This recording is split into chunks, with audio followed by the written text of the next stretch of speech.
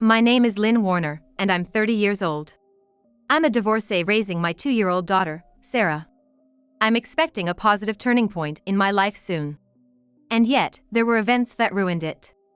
3 years ago, while I was pregnant, it came out that my then-husband, Harry, was having an affair and I divorced him. Suddenly, he and his parents, who I used to live with, showed up out of the blue. What do they want now? Lynn, it's been 3 years. We forgive you. Come back to us, just like you wanted. Sarah needs her dad, doesn't she? I couldn't help but burst out laughing. No way. Harry, not expecting this response, stuttered, "Huh? I'm moving to New York tomorrow." Harry and his parents were stunned, mouths agape. Why would they think I'd go back to them?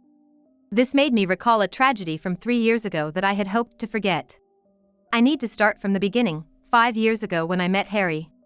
Can we exchange contact information? I was taken aback. This was at a friend's wedding reception. Meeting here must be some kind of fate. Seeing my friends so happy, I guess I let my guard down. Normally, I'd refuse, but I ended up giving Harry my contact details. Then his relentless pursuit began. "Lynn, I got some movie tickets. Wanna join me? Lynn, there's a trendy cafe that just opened near the station. How about we go together?" At that time, Harry was kind and caring. He always added, "If that's okay with you." I had never met a man who was so assertive and yet respectful. It felt refreshing. Before I knew it, I agreed to date him, and then he proposed. It all happened within just 4 months. My family runs a small hardware store selling things like pots and pans. I'm gonna take over eventually. Lynn, you don't need to help out. Keep your job. I respect your career and want to honor it. I utilized my language skills to establish a career in a foreign-affiliated company. The fact that I didn't have to quit my job was a huge relief. But, our business is a family affair, so you'll have to live with my parents. Don't worry, though. We've already decided to remodel into a duplex soon. Besides, my dad, David, and my mom, Mirabelle, they don't meddle in others' business.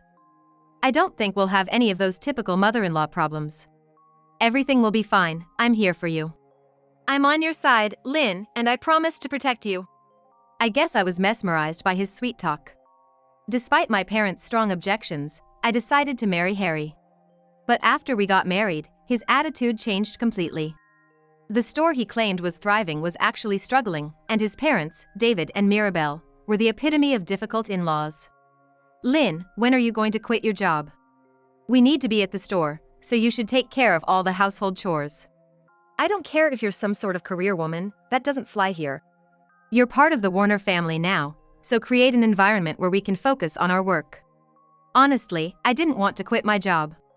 It was fulfilling, and I was valued at my company.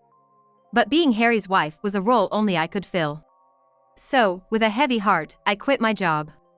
"Lynn, let's have steak for dinner tonight," Mirabelle would say, insisting on expensive meals every day. She controlled the finances for both the store and the Warner household, but she never gave me any money. "Hey, Harry, it's tough preparing meals without getting any money from your mom. Why should I use my savings for the Warner family's meals? Don't be so stingy, it's just dinner. And it's not even that tasty. Mom's cooking is so good, I can't help but compare. Yours just doesn't measure up.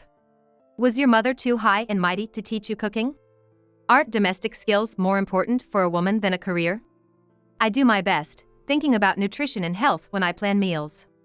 But your mom always wants steak, barbecues, or lavish dinners." Stop complaining about it. You're the lowest-ranking member of the Warner family. Just keep quiet and serve us. That's the beauty of being a daughter-in-law, right? But, I couldn't help thinking, isn't it odd that the store isn't doing well? Why do all 3 of you need to be there? David spends his days at the arcade, doesn't he? Is he just killing time? And Mirabelle, you're always chatting with the neighbors in the shop. It seems like the store has turned into a gossip spot. You don't understand neighborhood relations. For a small shop like ours, community involvement is crucial. You wouldn't get it, growing up in an upscale neighborhood.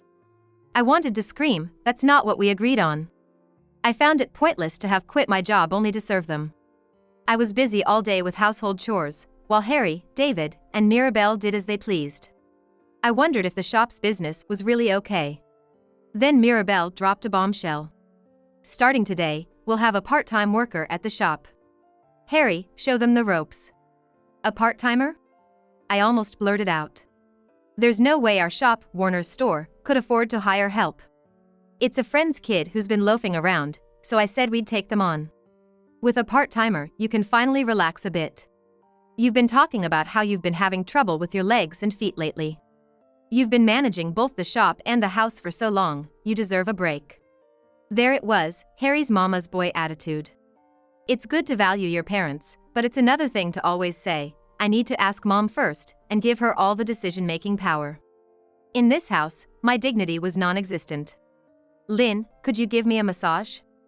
Every morning and night, I was forced to massage David and Mirabelle. Despite them barely working. I couldn't object, though.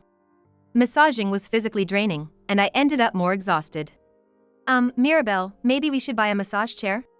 What? Showing off your wealth again? Your parents always seemed snooty to me. Where would we even put a massage chair? We don't live in a mansion like your family. Ugh, it's so annoying.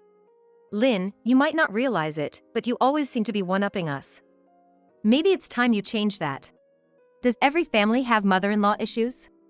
Harry, who promised to protect me, never did. Instead, David, Mirabelle, and Harry often ganged up on me, making me an outcast or their outlet for stress. Lynn, have you prepared dinner for 4? Mirabelle had just asked me to, so I had it ready. Hello. The one who entered with a casual air was Natalie, the new part-time worker at Warner's store. I heard she was just 20 years old. From that day, Natalie started joining us for dinner. Mirabelle clearly favored her over me, constantly praising Natalie. And often saying, I wish Natalie was our daughter-in-law instead of Lynn. Don't you want to return to work, Lynn? Suddenly, Harry asked me. I'm overwhelmed with just the housework, so juggling a job too seems impossible for me. Then, how about some work from home, like, remote work? Like teaching English online or something. There's a lot of that stuff now. But it was the Warner family's decision to make me quit my job. Why bring it up now? Well, the store isn't getting many customers. Remember the convenience store that opened at the corner by the post office? They're taking away our customers, and our business is in a tough spot. You must know that, being at home all day. Then why not just close the shop and turn it into something more in demand? The location isn't bad. What? Why are you talking down to me like that? You always act like you're better than me, belittling me. Harry always took my words in the worst way. What was Mirabelle thinking, hiring Natalie and keeping a struggling business afloat? Then I found out I was pregnant. Harry was thrilled. But the Warner family's financial situation got even tighter. Following Harry's suggestion, I started doing translation work from home. It paid well and was something I could do while taking care of a child. Lynn, could you watch the store for a bit? Mirabelle began asking me this frequently. David was off at the arcade, Harry was supposedly doing deliveries but often sidetracked. And Mirabelle would go out with Natalie. Why should I also be responsible for the store? The Warner family seemed to take me for granted too much. But maybe things would change once the baby was born. Clinging to that faint hope, I learned how to manage life in the Warner household. Hey, Harry, can you come to the obstetrician with me tomorrow? I think so, but why do you want me to come so badly? It's awkward being the only man among all the pregnant women, right? I want you to hear the baby's heartbeat. It's truly moving to know there's a life growing inside me. Sure, I'll come. But, man, your mom is really jumping the gun. Sending all this baby stuff. We're running out of space to put it. Isn't it helpful? I read in a magazine that unexpected expenses pile up when you have a baby. Kids are expensive. They said on TV it could cost up to $400,000 to raise a child through college. I'll keep working hard at my translation job, and maybe I'll take on a part-time job once our child starts elementary school. For me, having a child was a big deal. Ever since I married into the Warner family, I've faced a lot of unfairness, but I felt that having a child would mean having an ally. The thought of not being alone gave me strength. Around this time, I started receiving strange emails. I didn't want to believe it, but it seemed they were from a woman connected to Harry. And reading them, it became clear who was sending them. It was Natalie, the part-timer. Lynn, Harry's wife, is such a downer. Ever since they married, the store's sales have plummeted. She's always flaunting her education and looking down on the Warner family. She's doing her translation work just to spite us. Want to know what the Warner family really thinks of her? She's a boring, stuck-up woman. Harry was fooled. She's a devil who seduced Harry to take over the Warner family. Ever since he married her, Harry has changed. He is constantly being cautious around her, carefully choosing his words. It's because she holds the family purse strings. Thanks to her, Harry, David, and Mirabelle are forced to live frugally. She's the root of all problems. I really want to get rid of her, but she's threatening to retaliate with her whole family and relatives. I want to give Harry his freedom and happiness. In other words, I want you to divorce Harry. That's the only way for Harry and the Warner family to survive. Honestly, she's like a jinx, a loser bride. If she really cares about Harry, she should just divorce him. I was almost impressed by how much venom she could spit. Me, a devil? A bringer of bad luck? That's a joke. The money from my translation work is what's keeping the Warner family afloat right now. It's baffling that the store continues to operate at a significant loss, not closing despite what seems like a mixture of reluctance and futile effort. The situation seems beyond recovery with the ongoing deficits. It gets dark so early in the winter. It's dangerous on the way home, so Harry, please drive Natalie home. Sure, I didn't drink any beer, so it's safe. By this time, Mirabelle was blatantly arranging times for Harry and Natalie to meet, regardless of my presence. Strangely, I felt no jealousy, only worry for the baby in my belly. I didn't want my child to grow up fatherless. I wanted to believe Harry would change. Lynn, can you watch the store for a bit? I sighed at the request. Though the store barely had customers, it still needed attending. This meant I couldn't work on my translations or do household chores. Sometimes leading to all-nighters to catch up. And being pregnant, I wanted to avoid overexerting myself. How long will you be gone? Who knows? Then why not put up a sign and temporarily close the shop when you're gone? It's cold inside, and it could harm the baby if I get too cold. What? How dare you suggest that? What if a customer comes while we're closed? You've never been in retail, so you don't understand. Why not ask Natalie to watch the store? If the three of you can't manage, why hire a part-timer? What's she here for? Natalie's mom asked me for a favor. She's been loafing around since dropping out of high school, and her mom was worried about finding her a job. So, I thought she could start at our store. Natalie's more helpful than you. She's young and cute, right? She's our poster girl, bringing in more male customers. But is that really true? From what I saw, Natalie just chatted with Mirabelle, not really working. And when Harry went on deliveries, she often joined him in the truck, seemingly in a blatant affair. Eventually, Natalie became bolder and caused an unbelievable incident. One evening, after dinner with Natalie included, I was descending the stairs after using the bathroom upstairs. Suddenly, I felt a push from behind and lost my balance, falling down to the first floor. There was Natalie, looking down from the top of the stairs with a sinister smile. What was that noise? Oh no! Lynn, are you okay? My primary concern was the baby in my belly. Harry, can you get the car ready? What's going on? I need to take Natalie home, Harry said as he appeared, realizing the situation. We need to take her to the hospital. It would be terrible if something happened to the baby. You're okay, Lynn. Dad's always soft on you. You won't miscarry from something like this. Don't expect special treatment just because you're pregnant. Lynn, get up already. It's your own carelessness. Do you realize you're causing everyone trouble? Feeling frustrated and sad, I held back my tears, called a taxi, and went to the hospital alone. The doctor confirmed the baby was unharmed. It brought my tears of relief. While waiting in the lobby, Natalie showed up. Maybe she felt some responsibility and came to check on me? How's the baby? Did you wish I had miscarried? Is that why you pushed me down the stairs? You know that's a crime, right? How can you think of having a child in this situation? It's like you're completely out of place. David's harmless, but he just goes along with whatever Mirabel says, and he can be cold when it matters. Mirabel's bullying is getting worse, and Harry clearly doesn't care about you anymore. Mirabel likes me, so maybe it's time you gave up? You could manage as a single mom, right? Your family seems rich. Why did you marry into a family so different from yours? Did you see any benefits? Do you want to be with Harry, Natalie? I want to get married soon. I plan to be married by 18, but now I'm already 20. I want to have kids while I'm young. At least 3. That's why your child is in the way. For the child's sake, you should step aside. Harry's crazy about me, and this situation isn't going to change. A quick decision from you would be best for the child's happiness. Give Harry up to me. I'm confident I can get along well with both Mirabel and David. If you still won't step aside, maybe you should hear what Harry really thinks of you. Natalie said, beginning to play a recorded audio. Why didn't I meet Natalie first? I totally met the wrong person first. My mom said the same thing. Because of this useless wife, Natalie ended up as the mistress. But in my heart, Natalie is number 1, the top priority.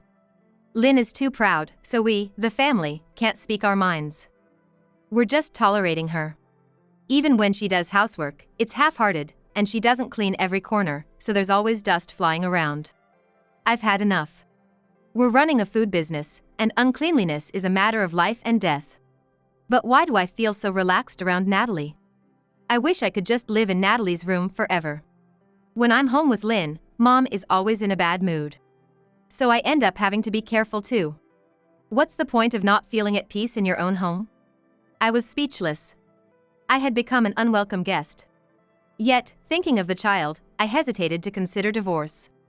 But then, Harry directly told me he wanted a divorce. In front of Mirabel and David.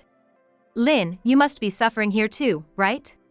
A lady like you never fit in as the wife of a business family. Mom and I have been putting up with a lot.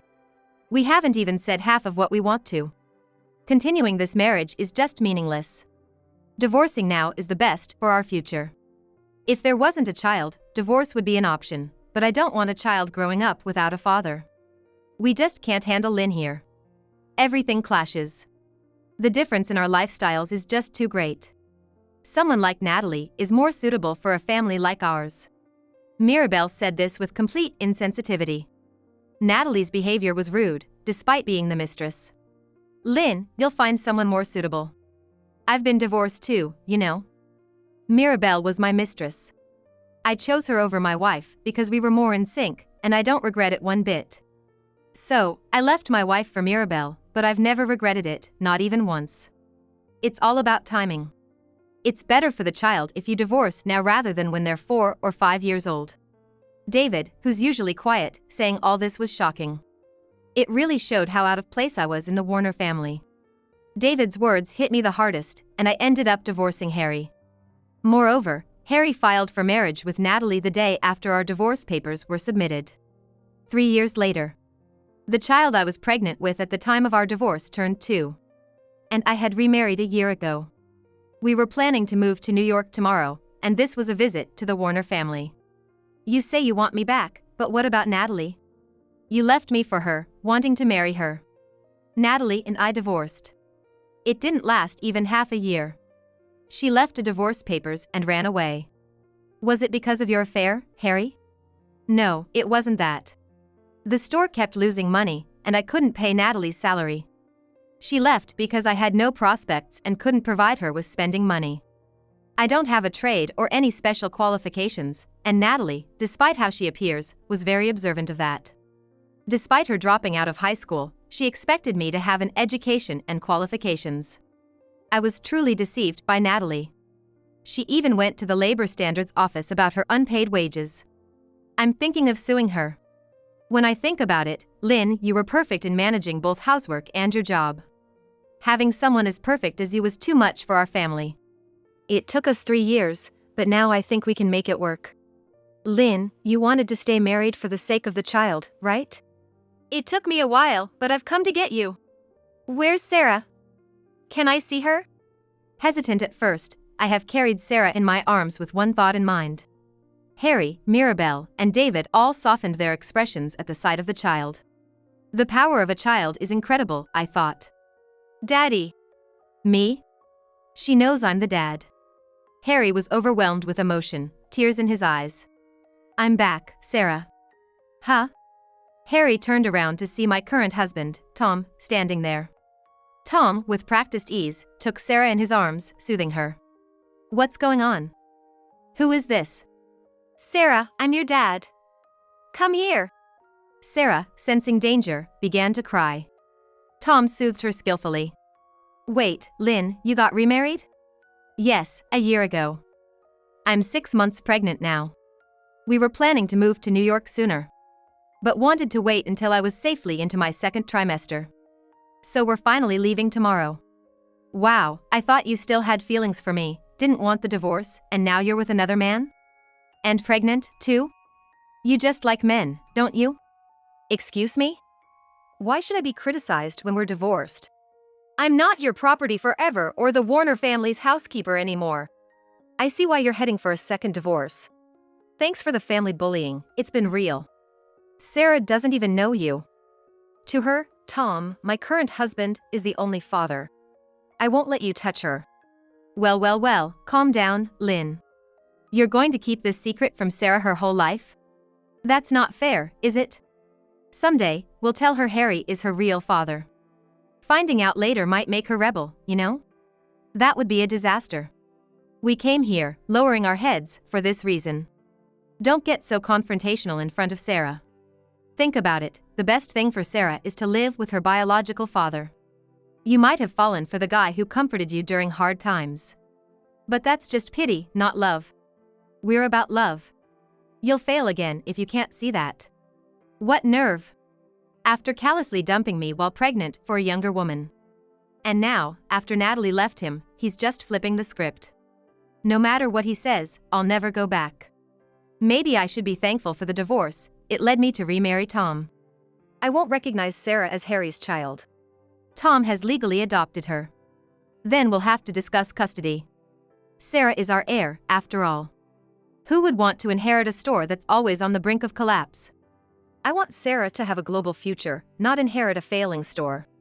As a parent, I'd rather give her a store or two as a gift than have her take over that place. Oh, showing off your wealth again? Always trying to one-up us, it's unseemly. It's better to have money than not. Fine, get ready for a custody battle then. I'll have the advantage. There's a top lawyer in the neighborhood association, I'll ask him for help. Go ahead, I don't mind. My husband Tom is an elite international lawyer, after all. Harry was taken aback. Sarah looks cold, I'll take her inside. Wait, I'm done talking too. I'll go back inside. So, please leave. Feel free to get a lawyer. I firmly closed the front door. Why did your ex come back after all this time?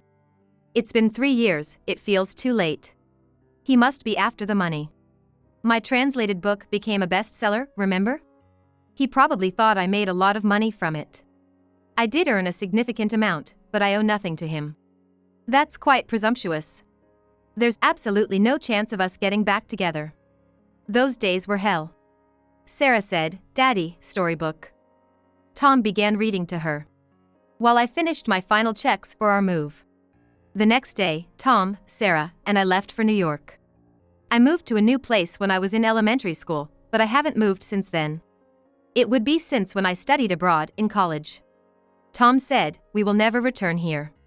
I was enjoying life in New York. We welcomed our second daughter. Tom holds a great deal of respect for women, and his communication skills were impressive. He's so cool. I felt fortunate for the stark contrast to my life with Harry. Meanwhile, the Warner store closed. Suffering from continuous losses, it left nothing but debt. David, having dedicated his life to the store, fell into burnout syndrome after its closure. Mirabel showed signs of early-onset Alzheimer's. Harry was left alone to care for his parents and manage their affairs, with all the burden falling solely on Harry. The stark contrast between my life and Harry's was clear.